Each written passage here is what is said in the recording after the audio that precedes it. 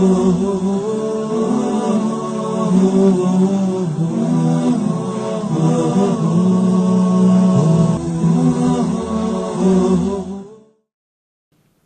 अस्सलाम वालेकुम। मैं आपका मेज़बान अतर काज़मी आपके पसंदीदा प्रोग्राम सेहतमंद ज़िंदगी में आपका इस्तकबाल करता हूँ। हमारी कोशिश है कि आप ज़िंदगी में न तो कभी बीमार पड़ें और न ही कभी आपको डॉक्टर के पास जाना पड़े, लेकिन ये शायद मुमकिन नहीं है। जब ज़िंदगी है तो बीमारियाँ हैं, और अगर बीमारियाँ हैं तो ज़ाहिर सी बात उनका इलाज भी है। इस प्रोग्राम के ज़रिए हमारी कोशिश है कि जो भी बीमारियाँ हैं उनसे कम से कम दूर तो रहा जा सके, अगर उनसे बचाव न किया जा सके। आज हमारे साथ एक बहुत काबिल डॉक्टर, असिस्टेंट प्रोफेसर, फेलोशिप हैं जिनके पास दो डायबिटीज़ और ब्लड प्रेशर के माहिर। हमारी मुराद है डॉक्टर अभिषेक अरुण साहब। असिस्टेंट प्रोफेसर हैं आप हिंद मेडिकल कॉलेज में और सीनियर कंसल्टेंट हैं एमवी हॉस्पिटल लखनऊ में। आइए उनका इस्तकबाल करते हैं और गुफ्तगू का आगाज़। आज का टॉपिक है ब्लड प्रेशर। ब्लड प्रेशर किस तरीके से नुकसानदेह है, ज़िंदगी में कितना अहम ये नुकसान करता है और कैसे इससे बचा जा सकता है, इस तमाम पहलू पे आइए उनका इस्तकबाल करते हैं। डॉक्टर साहब बहुत बहुत इस्तकबाल है, खैर मकदम है, आपका स्वागत है। पहला सवाल आपसे कि अक्सर करके ब्लड प्रेशर की जब बात होती है तो एक रफली नाम होता है कि ब्लड प्रेशर, एक्चुअल में ये है क्या, इसके मानी क्या है, कैसे एक आम आदमी समझे कि ब्लड प्रेशर क्या होता है? देखिए, बड़ा अच्छा सवाल है ये, और कई बार हम अपने मरीज़ों को ओपीडी में ये बताना, हमारे पास वक्त नहीं मिलता, लेकिन आपके इस प्रोग्राम के ज़रिए हम लोगों तक पहुंच पा रहे हैं, हम आपका शुक्रिया करते हैं इसके लिए पहले तो। दूसरी बात ये है कि ब्लड प्रेशर जो है वो आप समझ लीजिए रक्त की नलियों में जब आपका खून बहता है तो उसके खून के का जो प्रेशर होता है रक्त की नलियों जी पे, वो उसको ब्लड प्रेशर कहते हैं। आप इस आसानी से समझ सकते हैं कि रेजिस्टेंस है एक तरीके का। जब भी कोई खून फ्लो करेगा रक्त की नलियों में तो रक्त की नलियों की दीवार उसके ऊपर रेजिस्टेंस डालेंगी। अगर वो रेजिस्टेंस बढ़ता है तो खून आसानी से हर हिस्से में नहीं पहुंच पाएगा जी, है ना, और उसी वजह से मरीजों को दिक्कत होगी। दिक्कत बढ़ते बढ़ते कई शुरुआत में कोई सिम्टम नहीं होते मरीज़ को, उनको कोई दिक्कतें नहीं होती, आगे चल के उनको कई प्रकार की दिक्कतें हो सकती हैं जिनके बारे में बाद में बात करेंगे। फिलहाल आसानी के लिए आपको समझना ये है कि तो आप समझ सकते हो कि रक्त की नलियाँ जैसे हमारी उम्र होती जाती है या और तमाम रीज़न से उनका लचीलापन भी कम हो जाता है, और वो जो प्रेशर होता है रक्त की नलियों का खून के बहाव पे वो बढ़ने लगता है, उसको ही ब्लड प्रेशर कहते हैं। और वो करती क्या है, खून का जो दौरा होता है नलियों में वो कम कर देती हैं, क्योंकि प्रेशर से कोई चीज़ अगर कोई दबाएगी आपको तो वो आप खून पूरी तरह बह नहीं पाएगा। तो प्रेशर की वजह से वो फ्लो नहीं आ पाता, हिस्सों में पूरी तरह खून पहुंच नहीं पाता, दिक्कत होती है, और बहुत सारे उसके लेटर ऑन कॉन्सिक्वेंसेस भी मरीज को बहुत सारे दिक्कत हो सकती है, बड़े नुकसान हो सकते हैं। तो इसको सिंपल भाषा में समझ लीजिए ब्लड प्रेशर ये है। डॉक्टर साहब इसके जो कॉजेज़ हैं, इसके हम कारण कहें या वजह कहें, वो क्या होते हैं? कारण देखिए, जब हम मरीजों को समझाते हैं और आसानी भाषा में समझाने के लिए ये दो तरीके के हम पहले मुख्यतः कारण देखते हैं। एक वो कारण जो मरीज का जिन पे कोई इख्तियार नहीं होता जी, ये वो कारण है जैसे बढ़ती उम्र, इस पे हमारा कोई इख्तियार नहीं है। दूसरा ये देखा गया है कि पुरुषों में ज़्यादा कॉमन है ब्लड प्रेशर, तो पुरुषों में जब इस पे कोई इख्तियार नहीं है ना। और जेनेटिकली भी देखा है, यानी अगर आपके फैमिली में कभी किसी को ब्लड प्रेशर की हिस्ट्री रही है तो ये माना जाता है कि उनके भाई बच्चों में किसी को हो सकता है, चांस रहता है अच्छा खासा, 20% तक चांस रहता है कि उनमें ब्लड प्रेशर हो जाए। और अगर हम उन बच्चों को शुरुआत से ट्रैक करते हैं तो उसके कहते हैं ट्रैकिंग ऑफ ब्लड प्रेशर। एक तरीका होता है कि अगर हम उनको शुरुआत से ब्लड प्रेशर के लिए ट्रैक करते हैं तो सही समय पर रोक सकते हैं, उनको काउंसलिंग के द्वारा बिना दवाओं पे जाने से रोक सकते हैं। तो हम उनको एक सही लाइफस्टाइल दे सकते हैं शुरुआत से ही, क्योंकि वो ज़्यादा रिस्क में है। तो ये तो वो कारण हो गए जिसमें हमारा कोई इख्तियार नहीं। दूसरे वो हैं जो हमारी अपनी वजह से हैं। अब ये सबसे ज़्यादा कॉमन है, इन्हीं के बारे में ज़्यादातर जानकारी होना ज़रूरी है। ख़ास तौर से आप अब ध्यान रखिए क्योंकि जो कॉज या कारण बताए जा रहे हैं डॉक्टर साहब से हम जानने की कोशिश, इस पे खास तवज्जो आपकी होना चाहिए ताकि आप इस ब्लड प्रेशर की मूजी मर्ज से कम दूर रह सकें। जी डॉक्टर साहब, खास क्या है? सबसे पहला ये है कि हमारे खाने पीने का लाइफस्टाइल, जी ठीक है, हम बहुत ज़्यादा खाने में नमक खाते हैं, ऑयली चीज़ें खाते हैं, है ना, और उसकी वजह से हमारा ब्लड प्रेशर बढ़ने का खतरा हो सकता है, पहला। दूसरा कारण ये हो सकता है कि हम स्मोकिंग बहुत कर रहे हैं, लोग जो स्मोक ज़्यादा करने लगे हैं या और किसी प्रकार का टोबैको कंजम्पशन करने लगे हैं, तो उसमें टोबैको कंजम्पशन चाहे ओरल हो चाहे स्मोक के फॉर्म में हो, वो ब्लड प्रेशर बढ़ने का बहुत अहम रीज़न है।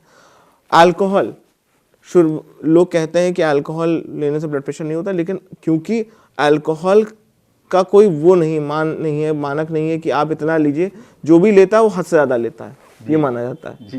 कि कोई ये नहीं कहता कि हमने कम लिया, और किसी का कम का जो है वो नहीं है कि कोई लिमिट कि हमने किसका कम, पैरामीटर नहीं है एग्जैक्टली। तो वो पैरामीटर क्योंकि सेट नहीं है, किसी का कम बहुत ज़्यादा हो सकता है किसी के लिए, और किसी का बहुत ज़्यादा किसी के लिए बहुत कम हो सकता है। तो इसी वजह से अल्कोहल कंजम्पशन एक बहुत बड़ा रिस्क फैक्टर है, जो कि अब हमारी सोसाइटी में बढ़ता ही जा रहा है दिन ब दिन, और बड़ा फैशन में प्रचलित हो गया है वेस्टर्न कंट्री के प्रभाव की वजह से हमारे यहाँ भी हिंदुस्तान में। तो ये बहुत अहम कारण। इसके अलावा हमारी इस समय जो हमारी लाइफस्टाइल हो गई है, लाइफस्टाइल हमारे पुराने में ऐसा दिक्कतें कम हुआ करती थी ब्लड प्रेशर की। उसका एक अहम रीज़न ये था कि आदमी चलता था, वर्जिश करता था, और वो एक्टिव रहता था सुबह से निकल के। आज हमारे साथ ये हाल है कि हम मार्केट जाते हैं तो थक जाते हैं, आधा किलोमीटर नहीं चल पाते अपने घर से, हम तलाश करने लगते हैं कोई साधन, व्हीकल तलाश करें, तो हम अपने आप को एक तरीके से अपने आप को सेडेंट्री कर लिया हमने, और हम बिल्कुल नहीं मतलब हम लोग को एक्सरसाइज नहीं करते हैं। एक्सरसाइज क्या, हम लोग नॉर्मली चलते भी नहीं, एक्सरसाइज तो बहुत अलग बात हो गई, हम लोग उतना भी नहीं चलते हैं कि कोई दिक्कत, मतलब हमारे लिए नॉर्मल एक्टिविटी को हम कंसिडर कर पाएँ। तो अब ये देखा गया कि कोई वेस्टर्न कंट्रीज़ भी बहुत ज़्यादा फोकस कर रही हैं कि उनके यहाँ ट्रैक्स हैं, लोग चल के जाना प्रेफर करते हैं, लोग साइकिल से अपने ऑफिस जाने लगे। उसका रीज़न यही है क्योंकि वो अपनी लेवल ऑफ एक्टिविटी बढ़ाना चाहते हैं, क्योंकि वो कार्स, ट्रेन्स, मेट्रोज उनके यहाँ इतनी डेवलप्ड हो गई चीज़ें, तो उसके माध्यम से जाते हैं। तो पूरी लाइफ सेडेंट्री, पूरे दिन बैठ के काम करना है, रात में आके सो जाना है। तो ये सारी चीज़ें, ये ख़राब लाइफस्टाइल आपके ब्लड प्रेशर को बढ़ाने में बहुत बड़ा कारण है। ये तो हो गई। इसके अलावा डायबिटीज़ और ब्लड प्रेशर का चोली दामन का साथ, और डायबिटिक पेशेंट में ब्लड प्रेशर होना अगेन बहुत स्वाभाविक सी बात है। उसका भी कारण है कि आपकी रक्त की नलियाँ, जो मैंने आपको शुरुआत में बताया था, डायबिटीज़ में खून बहुत गाढ़ा हो जाता है और चर्बी उसमें बहुत अधिक हो जाती है। तो वो क्या करता है कि रक्त की नलियों में अंदर ही अंदर जमने लगता है, रक्त की नलियों की लचीलापन खत्म हो जाता है और ब्लड प्रेशर होना चालू हो जाता है ना, और आगे चल के हार्ट की प्रॉब्लम्स भी हो सकती हैं। अहम कॉज आज के दुनिया में जो उभर के आया है वो है स्ट्रेस। हर आदमी को तनाव है, हर आदमी तनावग्रस्त है। तो ब्लड प्रेशर तनाव की वजह से बहुत बढ़ता जा रहा है, हर आदमी को तनाव हो रहा है। लोग शॉर्ट टेम्पर हो गए हैं, एक दूसरे का कत्लेआम करने के तैयार हैं, है ना।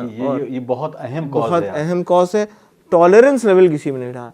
आप आने वाले जो हमारी यंग पीढ़ी है उसके अंदर टॉलरेंस नहीं है। पहले थे बच्चों के माँ बाप उनको डांट देते तो बच्चे सहम जाते थे। आज की तारीख में बच्चे माँ बाप डांटते, बच्चा पलट के जवाब देता, उसके अंदर टॉलरेंस नहीं है, वो किताबें फेंकने लगेगा, कुछ करने लगेगा, तो वो अपना गुस्सा दिखाता है।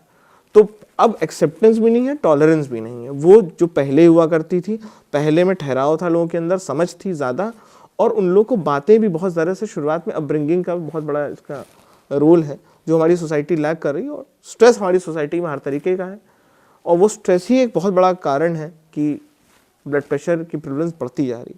इसके अलावा हार्मोनल चेंजेस होते हैं औरतों में, जो कि उम्र के साथ हो सकते हैं, जो कि एस्ट्रोजन हार्मोन कम होने से ब्लड प्रेशर का चांसेस ज़्यादा हो सकते हैं, जो कि 50 के ऊपर की औरतों में ज़्यादा मिलता है।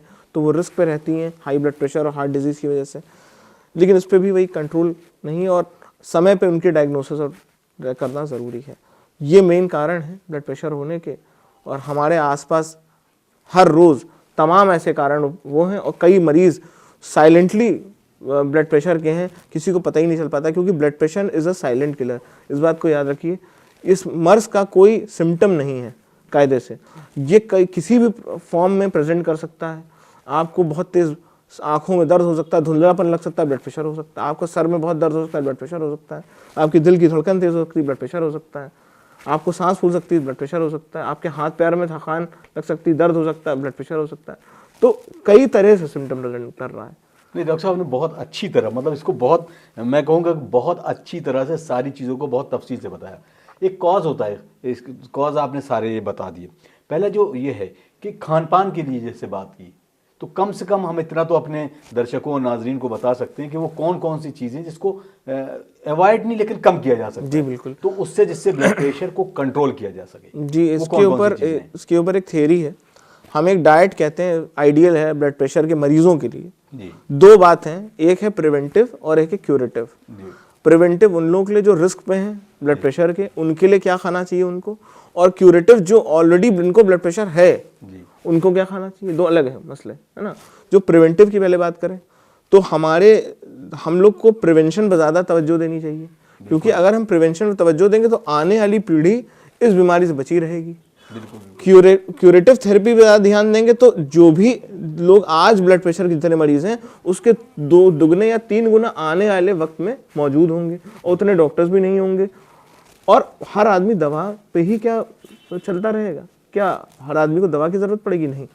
सही समय पे अगर ब्लड प्रेशर को डिटेक्ट कर लिया जाए तो केवल लाइफस्टाइल और खान पान से कंट्रोल हो सकता है ब्लड प्रेशर। ये बहुत बड़ी अहम बात है। तो प्रिवेंटिव एस्पेक्ट की बात करें तो हम अपनी खाने पीने से बहुत ज़्यादा ऑयली सामान, खासतौर से सैचुरेटेड फैट्स जिसमें हम घी का प्रयोग ज़्यादा करते हैं, अगर हम रिफाइंड ऑयल पे आ जाएं, रिफाइंड ऑयल भी कई तरीके की हैं, जैसे सनफ्लावर ऑयल हो गया, राइस ब्रान ऑयल हो गया, ऑलिव ऑयल हो गया, मस्टर्ड ऑयल हो गया। तो अगर इनका आप सेवन करते हो बहुत ज़्यादा नहीं, मॉडरेशन, ठीक है, तो आपको कोई दिक्कत नहीं आती। Deep fried items, trans fatty चीज़ों का, बेक्ड आइटम्स का, बहुत ज़्यादा बेकरी आइटम्स जो आते हैं उनका सेवन कम करें। आजकल बहुत प्रचलन हो गया, जैसे फैंसी ईटिंग का ज़माना आ गया, तो फैंसी ईटिंग में आदमी घर का खाना ना खाना चाहे फास्ट फूड की तरफ ज़्यादा बढ़ता है। यार वो भी वेस्टर्नाइजेशन इम्पैक्ट है। वेस्टर्नाइजेशन इम्पैक्ट क्या होता है, हम दूसरी मतलब सरजमी से ज़्यादा वो हो गए कि प्रेरित कि हाँ भैया वेस्टर्न जो पॉपुलेशन है उनका रहन सहन बड़ा अच्छा, हम वो उनके जैसे बनेंगे।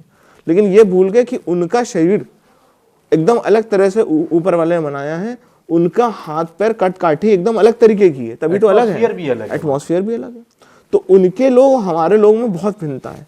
हमारे हिंदुस्तानी लोग बड़े हेल्दी स्वस्थ रहते, तो उन अंग्रेज़ों ज़्यादा स्वस्थ थे, हमेशा से माना गया। और वो इसीलिए था क्योंकि हमारा लाइफस्टाइल जो हमारा पुराना चलता आया वो हमारे लिए आइडियल था।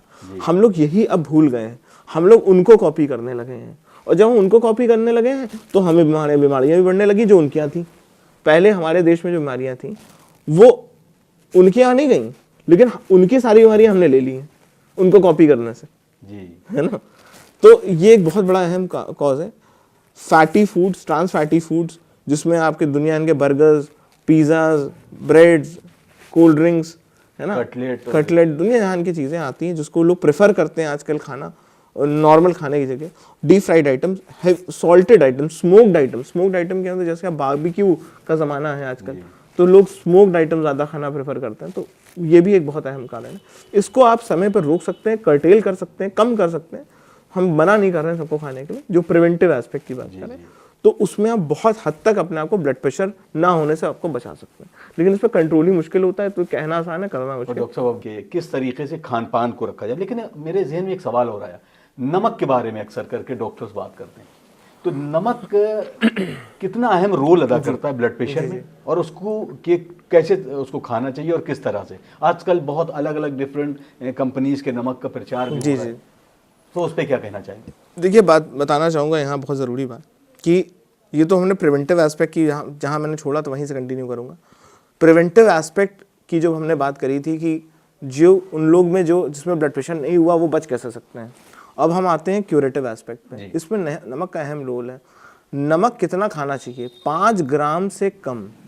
अब 5 ग्राम कितना होता है? लगभग एक चुटकी नमक, आप जिसको अपने हाथ में ले सकते हैं चुटकी, उससे मतलब उतना ही है, उससे कम, उससे ज़्यादा पूरे दिन के खाने में नहीं होना चाहिए। आसान तरीका ये अहम उन लोगों के लिए, देखिए खाना, देखिए समझने के लिए आसानी हम आपको बताते हैं कि जब भी हमारे पास कोई मरीज़ आता है तो हम उनसे कहते हैं कि आपके घर में खाना कौन बनाता है।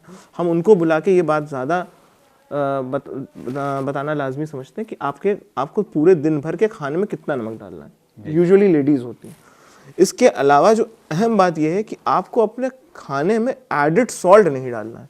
मतलब कई बार आपने देखा होगा कि टेबल पे एक नमकदान रखा होता है जिसको लोग निकाल के हमेशा अपने खाने में डाल देते हैं, कहते हैं कि नमक कम है, तो उसको अवॉइड करना बहुत ज़रूरी है। Added salt should not be taken, मतलब किसी भी सूरत हाल में आपको एक्सेस सॉल्ट नहीं लेना है अपने खाने में जी। इसके अलावा जो अपने खाने में आप नॉर्मल नमक खा रहे हैं उसको लिमिट कर सकते हैं, जितना मैंने आपको बताया 5 ग्राम से कम। इसके अलावा फ्रेश फ्रूट एंड वेजिटेबल्स खाने से बहुत आपकी लाइफस्टाइल अच्छी हो सकती है। इस टोटल अप्रोच को डैश अप्रोच कहते हैं हम लोग अंग्रेजी में। उसका मतलब होता है dietary approach to stop hypertension. इसमें आप फ्रेश फ्रूट वेजिटेबल्स और नट्स का सेवन होता है आपका, और कम ऑयल होता है, सैचुरेटेड फैट ना के बराबर होता है, नमक का कम सेवन होता है। तो ये वो अप्रोच है जिससे आप अपनी ब्लड प्रेशर की गोलियां कम कर सकते हैं। ये वो अप्रोच है जिससे आप ब्लड प्रेशर की गोलियां बंद तक कर सकते हैं। अच्छा, मतलब इससे अगर आप सही डाइट लेंगे तो जी ब्लड प्रेशर भी बंद हो सकते हैं। अच्छा, आपने दवा की बात की। अक्सर करके लोग इस बात में ख्याल रखते हैं कि अगर डॉक्टर ने कुछ प्रिस्क्राइब की है जो मेडिसिन, 10 दिन खाई, उसके बाद उन्होंने ब्लड प्रेशर न पाया, ब्लड प्रेशर नॉर्मल हो गया, बगैर डॉक्टर से कहे हुए वो दवा बंद कर दी। जी जी, ये कितना खतरनाक है? ये बहुत ज़्यादा खतरनाक है, क्योंकि ये देखिए एक बात समझ लीजिए, अगर किसी डॉक्टर ने किसी मरीज़ को ब्लड प्रेशर की दवा लिखी है तो ये मान लिया जाए कि वो मरीज़ का ब्लड प्रेशर अपने आप लाइफस्टाइल चेंजेस के बाद करेक्ट नहीं कर पाया था मरीज़, और उसी वजह से दवा लिखी गई है जी। क्योंकि कोई भी मरीज़ लगातार ब्लड प्रेशर की दवा तो आप समझ लीजिए कि ज़िंदगी भर लगभग खानी हो किसी को, तो 90% पेशेंट्स में ही होता है, ख़ासतौर से उनमें जो बिल्कुल कहना नहीं मानने को तैयार होते हैं कि हम अपना लाइफस्टाइल चेंज करेंगे। वो कहते रहते हैं कि हम अपनी लाइफस्टाइल चेंज करेंगे, वो करता कोई नहीं, जो सबसे मुश्किल काम है। देखिए, एक दिन कोई काम करना आसान है, वही काम हर दिन पूरी ज़िंदगी भर करना मुश्किल है। डॉक्टर का कहना पेशेंट मान लेता है बड़ा आसानी से, हफ्ता भर, 10 दिन, 15 दिन बड़ा कहना मानता, उसके बाद वो वापस चला जाता उसी रास्ते पे। और इसीलिए मतलब हम अपने पेशेंट्स को टाइम टू टाइम काउंसलिंग के लिए भी बुलाते हैं, टाइम टू टाइम उनका पीरियोडिक ब्लड प्रेशर चेक भी कराते रहते हैं, उनसे कहते हैं डायरी मेंटेन करें ताकि वो आ पाए। ये बहुत अहम है, क्योंकि अगर आपने अचानक से दवा बंद कर दी तो आने वाले कॉम्प्लिकेशन से आप बच नहीं पाएंगे। वो कॉम्प्लिकेशन आपके दिमाग की नस फटने से लेके हार्ट अटैक तक कुछ भी हो सकता है। तो वो बचने के लिए, और वो सडन होते हैं अचानक से, मैंने बताया जैसे शुरुआत में ये साइलेंट किलर है, तो साइलेंट फॉर्म में ही नुकसान पहुंचाता है, अचानक से मरीज को नुकसान हो जाता है। और अक्सर आप हिस्ट्री लेते हैं उन पेशेंट से तो वो कहते हैं डॉक्टर साहब ने लिखी तो थी वो दवा, लेकिन फिर हमने खाना बंद कर दिया, हमारा ब्लड प्रेशर सही हो गया था और अचानक से ये हो गया। तो अचानक से कुछ भी नहीं हुआ, दरअसल ये सारी चीज़ें बदस्तूर जारी थी, उन्होंने कहना नहीं माना, ब्लड प्रेशर हमेशा हाई रहा, अचानक से उनकी कई बार आपने देखा आँख की नस फट गई, दिमाग की नस फट गई, कहीं और दिक्कतें आ गई। तो बहुत दिक्कतें हो सकती हैं ब्लड प्रेशर से, वही मरीज़ों को समझाना ज़रूरी है। तो शुरुआत में अगर हमारी काउंसलिंग मरीज़ों के साथ सही होगी तो वो सही बेहतर डाइट पे और कम से कम गोलियों पे मेंटेन रहते हैं। डॉक्टर साहब, अब ये सवाल जो आ गया कि ये ब्लड प्रेशर बहुत ही ख़तरनाक है, जैसे साइलेंट किलर है, इसमें बॉडी के कौन से पार्ट ज़्यादा इफेक्टिव होते हैं? अक्सर करके देखा कि ब्लड प्रेशर की वजह से या किसी भी कॉज से नाक से ब्लड आ जाना, तो सबसे पहले ये होता है डॉक्टर उसका ब्लड प्रेशर चेक करता है। तो उससे और कौन कौन से ऐसे ऑर्गन्स हैं जो इफेक्टेड होते हैं और उससे मौत भी हो सकती है? जी, बड़ा अच्छा सवाल पूछा आपने। तो ये सबसे बड़ी बात तो ये है कि ब्लड प्रेशर जो है उसका सबसे बड़ा इम्पैक्ट अब 2 तरीके के रक्त की नलियों में पड़ सकता है, एक बड़ी रक्त की नलियों में और एक छोटी रक्त की नलियों में। हम इसको आसान भाषा में, मेडिकल भाषा में बोले तो कहते हैं macro and microvascular changes of blood pressure. Macro यानी बड़े रक्त की नलियाँ जो आपके दिमाग, फेफड़े, दिल, गुर्दे को सप्लाई करती हैं। छोटी रक्त की नलियाँ यानी हाथ पैर में, है ना, सप्लाई करती हैं, आंत को सप्लाई करती हैं, आँख में सप्लाई करती हैं। तो हर हिस्से पे अलग प्रभाव है। जैसे बड़ी रक्त की नलियों की बात करें तो दिमाग की नस फटने से सेरेब्रल हेमरेज हो सकता है, ठीक है, हार्ट अटैक हो सकता है, ठीक, और एंजाइना यानी दिल में दर्द हो सकता है। किडनी में बात करें तो किडनी की छानने की क्षमता हाई प्रेशर में ज़्यादा बढ़ जाती, तो वो तत्व छान देती है किडनी जो उसको अंदर रखने चाहिए थे।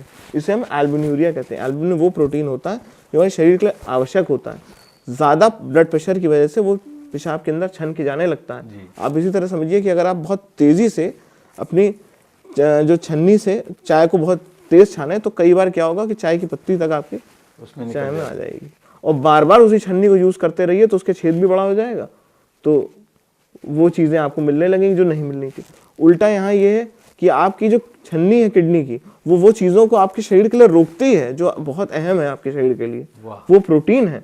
और वो जब हाई ब्लड प्रेशर के अंदर छानना चालू करती है, खून को साफ करना चालू करती है किडनी, तो वो चीज़ें भी छन जाती हैं जो शरीर के अंदर रहनी चाहिए थी, उसके लिए बहुत मुफीद थी, और वो सब निकल जाती हैं। तो ये बहुत बड़ा एस्पेक्ट है जिसको हम अक्सर बताते हैं मरीजों को कि पैर की सूजन लगे आ जाते हैं, तो ये बहुत बड़ा लाजमी सी चीज़ है जिनको बताना ज़रूरी है कि क्या अर्ली साइन है। हम हर पेशेंट्स को बताते हैं। हाँ, आँख का धुंधलापन भी एक माइक्रोवैस्कुलर चेंजेस है। हाथ पैर में नमनेस होना, आपको लगता है सून जैसी चुभ रही है, नमनेस हो रही है, सुन पड़ा है हाथ, तो ये भी ब्लड प्रेशर के चांसेस हो सकते हैं। पेट का बार बार खराब होना है, कब्जियत बहुत हो जाना ब्लड प्रेशर का साइन हो सकता है। तो हाथ पैर में अकड़न होना, असामान्य रूप से थकान होना, सांस बहुत फूलना, तो ये सारे ब्लड प्रेशर के साइन हो सकते हैं डिफरेंट अंगों पे, डिफरेंट रक्त नलियों में जाम होने से। सर करके अब क्योंकि आजकल सोशल मीडिया का ज़माना, व्हाट्सएप पे अलग अलग तरह के मैसेज आते हैं, तो किसी डॉक्टर ने एक चीज़ ये बताई लोगों को, एक उसकी वजह से कि पब्लिक में अवेयरनेस आए कि रात में सोने से पहले, जागने से उठने से पहले कम से कम 2 से 2.5 मिनट बेड पे बैठे रहना चाहिए।